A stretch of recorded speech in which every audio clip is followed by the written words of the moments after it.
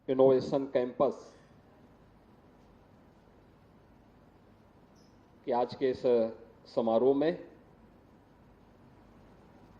दीनदयाल उपाध्याय गोरखपुर विश्वविद्यालय की कुलपति professor Poonam Tandon ji, Samsung India के MD and CEO mister J B Park, Deendayal Upadhyay Gorakhpur विश्वविद्यालय के सभी सम्मानित आचार्यगण, सैमसंग इंडिया से जुड़े हुए सभी अन्य अधिकारीगण और सैमसंग इंडिया से जुड़े हुए या सैमसंग इनोवेशन कैंपस से जुड़े हुए सभी हमारे प्रशिक्षुगण, उपस्थित सभी बहनों और भाइयों, मैं सबसे पहले दीनदयाल उपाध्याय गोरखपुर विश्वविद्यालय गोरखपुर और सैमसंग इनोवेशन कैंपस के CSR से प्रारंभ इस प्रशिक्षण के लिए सैमसंग इंडिया को हृदय से धन्यवाद देता हूं कि उन्होंने इस प्रशिक्षण के माध्यम से आदरणीय प्रधानमंत्री जी के उस कार्यक्रम को आगे बढ़ाने का कार्य किया है जो उनकी हमेशा से मंशा रही है कि इंस्टीट्यूशन को जब तक हम इंडस्ट्री के साथ नहीं जोड़ेंगे तब तक वास्तविक ज्ञान और डिजिटल इंडिया की उस सपने को साकार करने में हमें सफलता मिलने में कठिनाई होगी। और मुझे लगता है कि यह एक नया प्रयास है। इन छात्रों से जो मेरे पास 8 छात्र यहां पर अपना सर्टिफिकेट लेने के लिए आए थे, जिन्होंने सैमसंग इनोवेशन कैंपस के माध्यम से अपनी ट्रेनिंग ली है, मैं उनसे ही पूछ रहा था कि कहां से आपने अपनी डिग्री ली है। तो ज्यादातर दीनदयाल उपाध्याय गोरखपुर विश्वविद्यालय से या IITM से जुड़े हुए गोरखपुर के ही छात्र थे। आपने अब तक अपने विश्वविद्यालय में या अपने इंस्टीट्यूट में, अपने कॉलेज में जो भी अध्ययन किया है वह ज्यादातर एक प्रकार का उसका थ्योरेटिकल पार्ट है, सैद्धांतिक पक्ष है। जब आप किसी उस फील्ड से जुड़ी हुई इंडस्ट्री के साथ जुड़ते हैं तो वह आपको उसके व्यवहारिक ज्ञान के साथ, उसके प्रैक्टिकल के साथ जोड़ती है कि दैनिक जीवन में जो कुछ आप अपने क्लासरूम में पढ़ते हैं, जो आपने लैब्स में आपने देखा है, वास्तविक धरातल उसका क्या है, इंडस्ट्री उसके लिए किस प्रकार के प्लेटफॉर्म आपको उपलब्ध कराती है और आगे की आपके चैलेंजेस क्या हैं, इन सब से आपको रूबरू करने का एक अवसर देता है। इसलिए इस प्रकार की इनोवेशन कैंपस अत्यंत सराहनीय प्रयास है। मैं इसके लिए दीनदयाल उपाध्याय गोरखपुर विश्वविद्यालय को और सैमसंग इंडिया को हृदय से धन्यवाद देता हूं कि उन्होंने इस प्रयास को आगे बढ़ाया है। और उत्तर प्रदेश के 3500 हमारे युवा छात्र जो इस फील्ड में आगे बढ़ना चाहते हैं, उनके लिए एक नया भविष्य आगे बढ़ाया है। सैमसंग यह भारत ही नहीं, दुनिया की सबसे बड़ी मोबाइल फोन बनाने वाली कंपनी है और सबसे ज्यादा मोबाइल फोन ये लोग उत्तर प्रदेश के अंदर ही बनाते हैं, नोएडा में।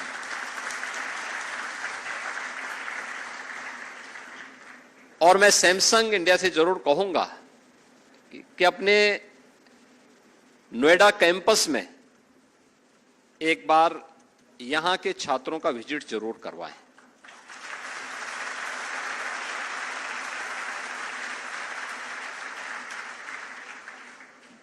मुझे याद है 2017 में जब मैं मुख्यमंत्री बना था, तब सैमसंग उससे पहले की स्थिति से बहुत आहत था। ये लगभग अपने कैंपस को बाइंड अप करने की तैयारी कर रहे थे कि हम लोग यहां से अब जाएंगे। और जब मैं आया था तो मैंने उसी समय मार्च 2017 में सैमसंग इंडिया के अधिकारियों को बुलाया। मैंने कहा भी आप चिंता मत करिए, अपना कार्य प्रारंभ करिए। और मैंने अपने उस समय के औद्योगिक विकास मंत्री को कहा कि भाई आप जाइए, इनकी जितनी भी समस्याएं हैं उनका समाधान करिए और अगले 1 सप्ताह के अंदर प्रयास होना चाहिए कि सैमसंग अपना निर्माण कार्य प्रारंभ कर ले। और 2018 में मुझे याद है तब प्रधानमंत्री मोदी जी ने और प्रेसिडेंट मून ने सैमसंग इंडिया के इस मोबाइल फोन निर्माण की सबसे बड़ी फैक्ट्री का उद्घाटन करने के लिए स्वयं 2 राष्ट्राध्यक्ष नोएडा में पहुंचे थे और उन्होंने इस फैक्ट्री का उद्घाटन किया था, जो आज दुनिया की 55% मोबाइल फोन निर्माण के लिए आज उत्तर प्रदेश जाना जा रहा है। उत्तर प्रदेश में भारत के 55% मोबाइल फोन बन रहे हैं। 60% से मोबाइल फोन के कंपोनेंट का निर्माण भी, उसका प्रोडक्शन भी यूपी के अंदर हो रहा है। और उसमें सैमसंग इंडिया की सबसे बड़ी भूमिका है। बल्कि भारत का पहले डिस्प्ले यूनिट, जो आपका मोबाइल फोन की स्क्रीन होती है, ये जितनी बड़ी होगी उसकी वैल्यू उतनी ज्यादा होगी। और कोरोना कालखंड में सैमसंग उसे चीन से भारत में और भारत में भी उन्होंने यूपी में अपना वो निवेश किया है, जो अब सफलतापूर्वक अपना प्रोडक्शन प्रारंभ कर चुका है। मुझे अच्छा लगा यहां पर सैमसंग इनोवेशन कैंपस में जो ये प्रशिक्षण दिया गया है, जो ये ट्रेनिंग हुई है, ये वास्तव में मॉडर्न कोर्सेज के, जो न्यू एज कोर्सेज हैं, उनके साथ किया गया। आर्टिफिशियल इंटेलिजेंस का,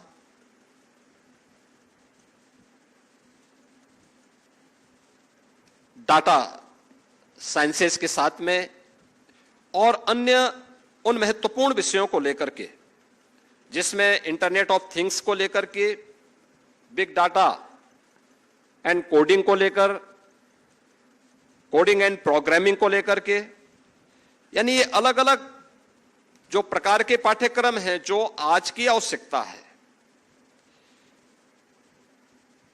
जो ग्लोबल मार्केट की आज की आवश्यकता है, उसे लेकर के ये ट्रेनिंग के कार्यक्रम यहां पर करवाए गए। और मुझे लगता है कि हमारी अब तक की सबसे बड़ी कमी क्या रही है, हमारी अकादमिक संस्थाओं की सबसे बड़ी कमी यह रही कि हम लोगों ने मार्केट की कभी मैपिंग नहीं की। समाज की आवश्यकता क्या है, मार्केट क्या चाहता है, ये पूरी जो हम एम्प्लॉयमेंट की बात करते हैं, ये डिमांड एंड सप्लाई के नियम पर आधारित है। अर्थशास्त्र के अगर इस नियम को हम भुला देंगे तो हम बेरोजगारों की एक फौज ही खड़ा करेंगे। हमें इसकी मैपिंग करनी पड़ेगी, हमारी संस्थाओं को इधर जाना पड़ेगा।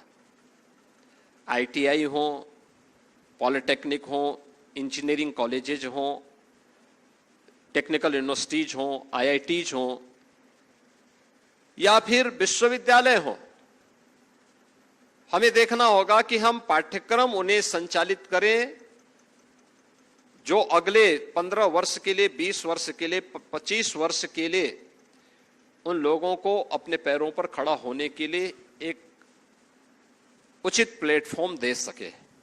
और इसके लिए समय समय पर संस्थाओं के द्वारा उस प्रकार की मैपिंग कराना, सर्वे कराना, जहां पे हमारी संस्था है वहां के लोकल क्षेत्र की, उस रीजन की, देश की, दुनिया की, और फिर उस मैपिंग के अनुरूप पाठ्यक्रम को भी तैयार करना। अगर हम ये नहीं तैयार करेंगे तो हम लोग फिर पिछड़ जाएंगे। हम पिछड़े क्यों? पिछड़ने के पीछे यही कारण था, हम अभी भी वही रटे रटाई बातों को लेकर के आज भी चल रहे हैं, घिसी पिटी बातों को लेकर के आज भी चल रहे हैं। परिणाम क्या होता है कि हमारे यहां से जो लड़का जाता है, दुनिया में जो जिसको लोगों ने आउट ऑफ डेट कर दिया है, उसको हम पाठ्यक्रम का हिस्सा आज बनाते हैं। इसका मतलब वहां से निकला हुआ छात्र कोई सर्टिफिकेट या डिप्लोमा या डिग्री लेकर के जाएगा तो अब बाजार में ऐसे खड़ा रहेगा, उसी लाइन पे खड़ा होगा जैसे चौराहे पर कोई मजदूर जाता है, खड़ा होता है, कहीं से आवाज आएगी कि भाई हमें एक मजदूर चाहिए, वो बेचारा आवाज लगा के हाथ उठा के कहता मैं भी आऊं, मैं काम करना चाहता हूं। नहीं, कैंपस में इसका सिलेक्शन हो, कैंपस में ही ट्रेनिंग के दौरान हम उसको इस बात की गारंटी दे सकें या फिर वो स्वयं का स्टार्टअप स्थापित कर सके कि हां मैं भी अपने पैरों पर खड़ा होऊंगा, और आत्मनिर्भर भारत की परिकल्पना तब साकार होगी जब हम उसके अनुरूप पाठ्यक्रम के साथ उसको जोड़ने का कार्य करेंगे। मार्केट की डिमांड के अनुसार हम उस मैपिंग के अनुसार डिमांड और उस डिमांड की सप्लाई के लिए उस प्रकार के पाठ्यक्रम, डिग्री, डिप्लोमा और सर्टिफिकेट के कोर्सेज हम प्रारंभ कर सकेंगे, तब इस व्यवस्था को हम आगे बढ़ाने में सफल होंगे। आज बहुत सारे कार्यक्रम इस दिशा में प्रारंभ हुए हैं। हमने यूपी के अंदर एक कार्यक्रम प्रारंभ किया है, एक कि फाइनल ईयर के जो भी बच्चे हों, हमारा प्रयास होना चाहिए कि उनका जो प्रोजेक्ट वर्क हो फाइनल ईयर का, उसको हम इंटर्नशिप के साथ जोड़ें। उस दौरान हम किसी इंस्टीट्यूशन को किसी इंडस्ट्री के साथ में, किसी अन्य ऐसे डिपार्टमेंट के साथ में उन्हें जोड़ें जो वहां पर उन्हें आगे के लिए एक एक्सपीरियंस दे सके और उस प्रोजेक्ट को बनाने में मदद भी कर सके। और इसके लिए हम लोगों ने व्यवस्था की है कि उस दौरान उस छात्र को जब वह अपना पाठ्यक्रम, सामान्य पाठ्यक्रम पूरा कर चुका हो, प्रोजेक्ट वर्क के लिए उसकी इंटर्नशिप की तैयारी चल रही है, उस दौरान हम उसे एक व्यवस्था देंगे। सीएम इंटर्नशिप स्कीम के अंतर्गत आधा मानदेय गवर्नमेंट देगी और आधा वह संस्था या वह इंडस्ट्री उसको उपलब्ध करवाए।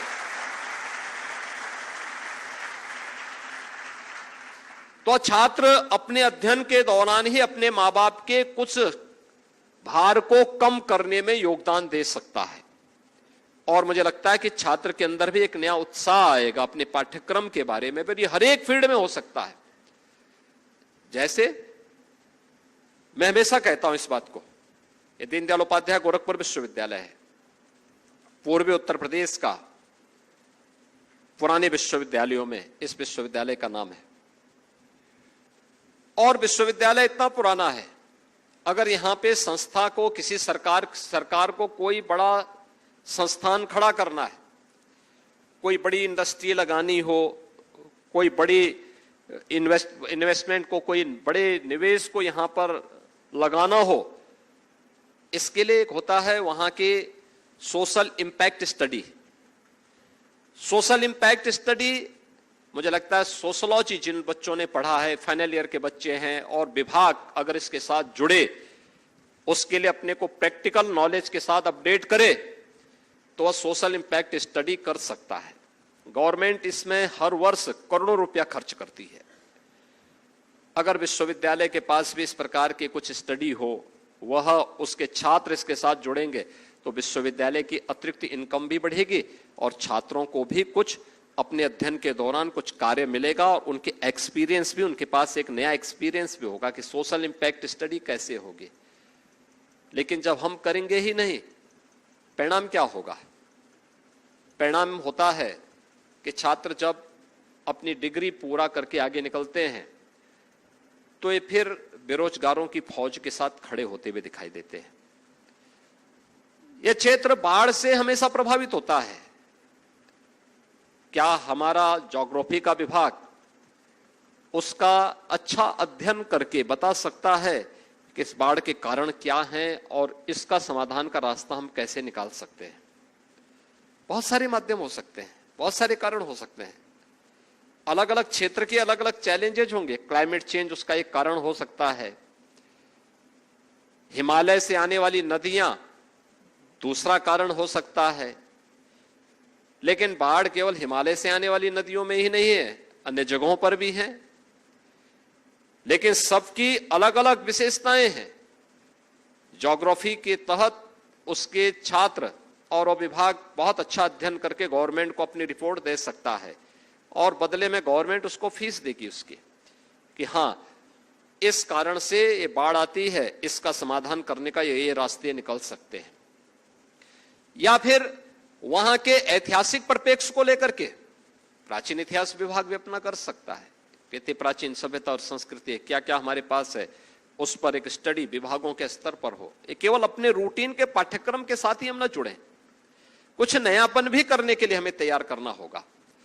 और उस नयापन को करने के लिए ही जब हम नवाचार करते हैं, कोई नयापन लाने का प्रयास करते हैं, लकीर का फकीर से हट करके हम जब कुछ नयापन अपने जीवन में लाने का प्रयास करते हैं, वही नवाचार है, वही इनोवेशन है। और उस इनोवेशन के साथ जुड़ने के लिए आज प्रयास हुआ है। याद रखना, यूपी आने वाले समय में एक बड़े अभियान को आगे बढ़ा रहा है। एक हम लोगों ने यूपी के अंदर एक प्रयास प्रारंभ किया है, जैसे कि मिस्टर पार्क कह रहे थे यहां पे कि आज यूपी की लॉ एंड ऑर्डर की स्थिति बहुत अच्छी है। हम लोगों ने यहां पे इस पे ध्यान दिया। मुझे याद है, सुशासन की पहली शर्त है सुरक्षा। जब व्यक्ति ही सुरक्षित नहीं तो पूंजी कैसे सुरक्षित रह पाएगी, और इसलिए पहली शर्त होती है सुरक्षा की। सरकार ने इस पर बिना किसी टॉलरेंस के हमने इस मुद्दे पर पूरी प्रतिबद्धता के साथ कार्य किया। आज परिणाम हम सबके सामने है। मुझे याद है 2017 में जब सरकार आई थी, तो मैंने उस समय मार्च में हमने शपथ ग्रहण किया था, और मैंने 6 महीने के बाद अक्टूबर नवंबर में अपनी टीम से कहा, औद्योगिक विकास के मंत्री को और उस समय के औद्योगिक विकास के आयुक्त को, मैंने कहा भी यूपी के अंदर कुछ निवेश हो, इसके लिए कुछ प्रयास प्रारंभ हो। तो उस समय उन्होंने पहला जो प्रस्ताव मेरे सामने रखा, उन्होंने कहा साहब हम 20,000 करोड़ का निवेश यूपी के अंदर करवाएंगे। मैंने कहा भी यूपी जैसे राज्य के लिए 20,000 करोड़ बहुत छोटी राशि है। तो उन्होंने कहा साहब यूपी में कौन निवेश करेगा, यूपी में कोई नहीं आना चाहता है, यूपी बदनाम राज्य है, यूपी को लोग बैरियर मानते हैं डेवलपमेंट का। तो हमने कभी बैरियर की दीवारों को तो हमने काफी हटाया, ये बैरियर काफी हमने हटाए हैं, बाकी हटाएंगे भी। हमें पॉलिसी तैयार करनी होंगी, लेकिन अगर हम लोग कुछ करेंगे नहीं तो हमारे युवाओं को नौकरी मिलेगी कैसे? कैसे है नौकरी मिलेगी? नए जॉब क्रिएट करने पड़ेंगे, नए नए क्षेत्र चिन्हित करने पड़ेंगे। और उस समय हम लोगों ने प्रयास प्रारंभ किया। आज हमारे पास 27 सेक्टोरियल पॉलिसीज हैं हर एक सेक्टर की, और हर पॉलिसी को हमने एम्प्लॉयमेंट के साथ जोड़ा है। हमने अपनी जो औद्योगिक विकास की पॉलिसी बनाई, तो उसमें हमने औद्योगिक एवं रोजगार की पॉलिसी नाम उसको दिया। हमने कहा औद्योगिक निवेश होगा, सरकार इंसेंटिव देगी, लेकिन इंसेंटिव के साथ साथ उन्हें रोजगार देने की गारंटी भी हमें देना होगा। किसी भी फील्ड में हमने किया, लगभग 27 हम लोगों ने अब तक पॉलिसीज बनाई है, और किसी भी राज्य में इतनी पॉलिसी नहीं है। एक दूसरा, टेक्नोलॉजी का उपयोग किया गया। आज कोई भी इन्वेस्टर यूपी के अंदर जब इन्वेस्टमेंट के लिए आता है तो एक जगह वह आवेदन करता है, हम उसको सिंगल विंडो की व्यवस्था देते हैं। आपको एक जगह आवेदन करना है, और एक जगह में बैठ करके डिजिटल प्लेटफॉर्म के माध्यम से हम उसे 450 से अधिक एनओसी एक प्लेटफॉर्म पे उपलब्ध करवाते हैं। देश का सबसे बड़ा सिंगल विंडो का निवेश मित्र पोर्टल यूपी संचालित कर रहा है। अगर किसी इन्वेस्टर ने हमारे साथ एमओयू कर लिया है, तो एमओयू मॉनिटर भी फिर उससे बार बार नहीं जाना है। एमओयू मॉनिटरिंग की भी हमारे पास एक व्यवस्था है। इसको निवेश सारथी के रूप में हमने आगे बढ़ाया है। और अगर किसी निवेशक ने अपना निवेश कर लिया है, तो निवेश के लिए प्रोडक्शन के बाद जब गवर्नमेंट की इंसेंटिव उन्हें मिलनी होती है, बहुत सारे मामलों में हम इंसेंटिव देते हैं, तो इंसेंटिव के लिए भी उसे बार बार नहीं आना है। इंसेंटिव के लिए भी उसने आवेदन किया, ऑनलाइन वो पैसा उसके खाते में अपने आप पहुंच जाएगा, उसके लिए जाने की आवश्यकता नहीं, सब डीबीटी के माध्यम से उसके खाते में पैसा अपने आप पहुंच जाएगा। ये तीनों प्लेटफॉर्म आज यूपी संचालित कर रहा है। हमने जो इनिशिएटिव 17 में लिए, परिणाम क्या है? जब 23 में हमने ग्लोबल इन्वेस्टर समिट किया, तो ग्लोबल इन्वेस्टर समिट में उत्तर प्रदेश के अंदर जिस यूपी में 20,000 करोड़ रुपए के निवेश के प्रस्ताव नहीं मिल रहे थे 2017 में, 2023 आते आते उसी यूपी में 40 लाख करोड़ रुपए के निवेश के प्रस्ताव प्राप्त हुए हैं। ये 40 लाख निवेश के प्रस्ताव क्या कहते हैं? 2 करोड़ युवाओं को सीधे सीधे नौकरी की गारंटी, 2 करोड़ युवाओं को। और इन 2 करोड़ युवाओं को तकनीकी दृष्टि से सक्षम बनाने के लिए ही हम लोगों ने स्वामी विवेकानंद युवा सशक्तिकरण अभियान भी प्रारंभ किया है। स्वामी विवेकानंद युवा सशक्तिकरण अभियान, जिसमें 2 करोड़ युवाओं को हम टैबलेट अथवा स्मार्टफोन उपलब्ध करवा रहे हैं। कोरोना की चुनौती के दौरान हमारे सामने एक समस्या थी, संस्थाएं बंद हो रही थी, एग्जाम नहीं हो रहे थे, पाठ्यक्रम नहीं संचालित हो पा रहे थे। हमने उस चैलेंज को स्वीकार किया। यद्यपि टैबलेट बंटने के साथ ही कोरोना भी समाप्त हो गया, लेकिन अच्छा है युवाओं के हाथों में टैबलेट होगा तो। लेकिन ये टैबलेट आपको टेक्नोलॉजी में अपडेट होने के लिए दिया गया है। यह टैबलेट स्मार्टफोन गेम खेलने के लिए नहीं है। और मैं आपसे यही अपील करूंगा, अपना समय वेस्ट मत करिए, गेम में वेस्ट मत करिए, एक भी क्षण वेस्ट मत करिए। वे लुभावने हो सकते हैं, लेकिन आपके जीवन को बहुत अच्छा बनाने की दिशा में उनमें कोई शक्ति नहीं है। अपने आप पे विश्वास करिए, टेक्नोलॉजी से अपने आप मजबूत बनिए। और मैं आपको इस बात को बता देता हूं, दुनिया की आज के दिन पर जो 100 प्रतिष्ठित कंपनियां हैं, उन 100 प्रतिष्ठित कंपनियों में भारतीय सीईओ हैं, याद रखना, जिन्होंने अपनी प्रतिभा के बल पर पूरी दुनिया को आज प्रभावित किया है।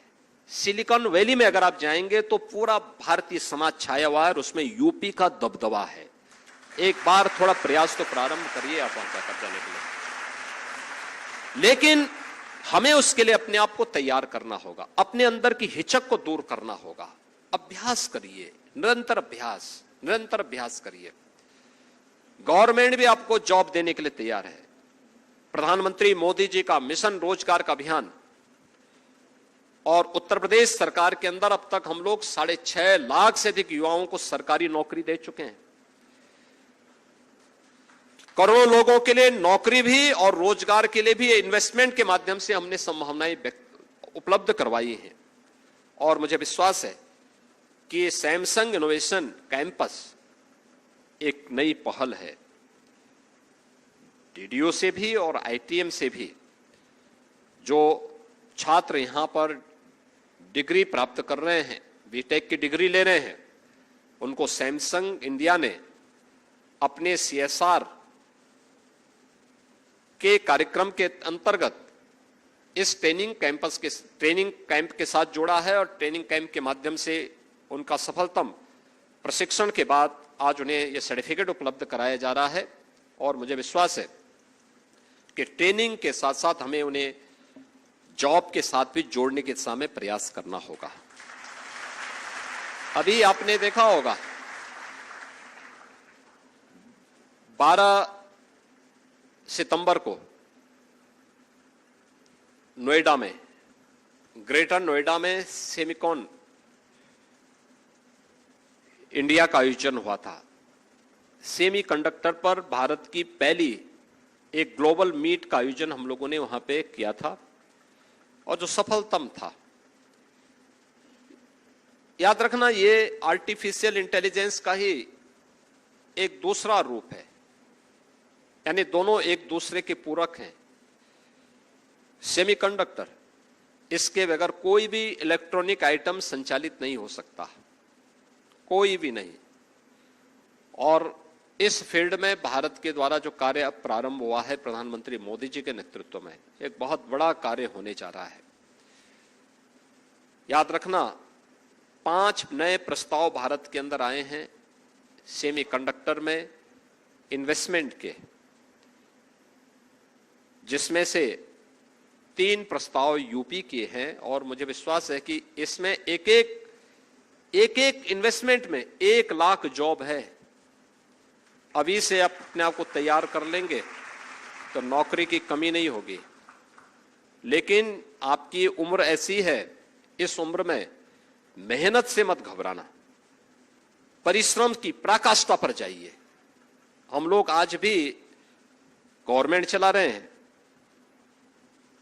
ये हमारे लिए कोई खेल नहीं है। लेकिन हां, एक एक चीज को जानकारी रखना, अपडेट रहना, 18 से 20 घंटे तक निरंतर प्रयास करना, तब परिणाम आते हैं। और याद रखना, कार्य व्यक्ति को कमजोर नहीं करता है, उसको कुछ ना कुछ नया सिखाता है। उससे भागने की आवश्यकता नहीं, मेहनत करने की आदत डालिए, मेहनत करिए। समय पे जगना, समय पे सोना, समय पे अपना भोजन भी लेना और समय के अनुरूप अपडेट होना। कोई ये दिखाने की आवश्यकता नहीं, जो लोग मांग करते हैं आज की नहीं साहब 6 ही घंटे काम होने चाहिए। मैं कहता हूं 6 घंटे नहीं, आप 12 से 14 घंटे काम करने की आदत डालिए। याद रखना, 12 से 14 घंटे का कार्य आपको फिजिकली और मेंटली दोनों प्रकार से तैयार करेगा, दोनों प्रकार से तैयार करेगा। 6 घंटे कार्य करेंगे, बाकी रेस्ट लेंगे तो बीमार हो जाएंगे। तो बीमारी से बचना है तो आवश्यक है मेहनत करने की आदत आप डालें। और मुझे पूरा विश्वास है कि आपकी मेहनत एक दिन रंग जरूर लाएगी। प्रधानमंत्री मोदी जी के डिजिटल इंडिया के इस कार्यक्रम को, जिस पर आज पूरी दुनिया जिसके प्रति आकर्षित है, इस कार्यक्रम के तहत आप इसे और मजबूती के साथ आगे बढ़ा पाएंगे। मैं एक बार फिर से सैमसंग इंडिया को इस सैमसंग इनोवेशन कैंपस के लिए हृदय से धन्यवाद देता हूं। जिन छात्रों ने आज अपना यहां पर प्रशिक्षण पूरा किया है, इन सबको बधाई देता हूं और विश्वास व्यक्त करता हूं कि अपने फील्ड में आप पारंगत हों। एक बहुत बड़ी दुनिया है आपके लिए कार्य करने के लिए, एक बहुत विराट क्षेत्र है आपके कार्य करने के लिए। थोड़ा अपने आप को उसके अनुरूप ढालने का प्रयास आप करेंगे तो अवश्य सफलता प्राप्त होगी। आप सबके प्रति मेरी शुभकामनाएं। धन्यवाद। जय Hind.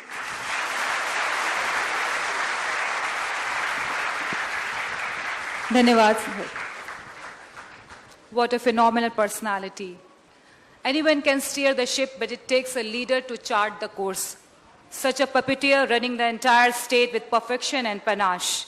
Now we have come to the end and we'll have a photography session. मंचासीन अतिथिगण से अनुरोध है कि वो छात्रों के साथ मंच के सामने एक सुंदर स्मृति के लिए छायांकन करवाएं। सर्वे भवन्तु सुखिनः, सर्वे सन्तु निरामयाः, सर्वे भद्राणि पश्यन्तु मा।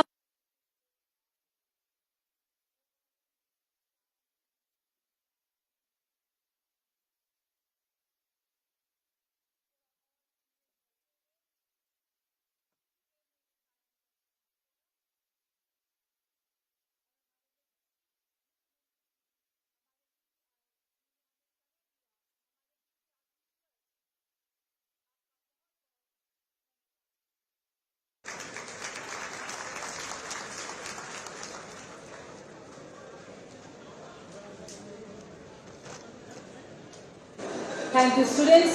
Thank all the dignitaries. Thank all the